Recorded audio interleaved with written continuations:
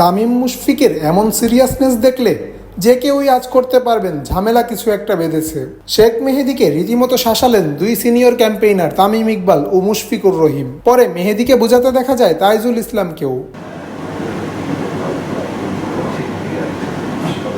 ঘটনার সূত্রপাত প্রাইম ব্যাংকের বোলিং ইনিংসের 22তম ওভারে 1-4 ও 1-6 দিলেন 10 রান। ওই ওভার শেষে পানিপানের বিরতির সময় অফ স্পিনার মেহেদীকে ঘিরে রুদ্ধদ্বার আলোচনা করেন প্রাইম ব্যাংকের ক্রিকেটাররা।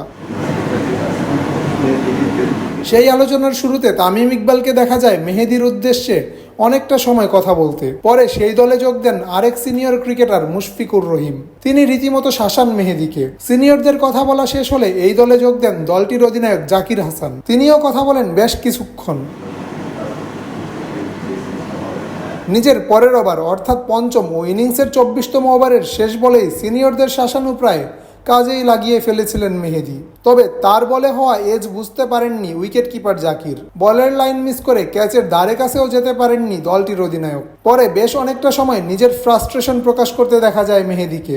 এর আগে আবাহনীর বিপক্ষে ম্যাচেও মেহেদীকে দেখা যায় অখুশি রূপে। সেদিন অধিনায়কের সেট আপ করে দেওয়া ফিল্ডিং পছন্দ না হলে নিজের ইচ্ছামতো তা পরিবর্তন করেন তিনি। তবে সেখানেও বাদ সাধে ক্যাপ্টেন্স কল। পরে ঘটনার সামাল দেন তামিম ইকবাল।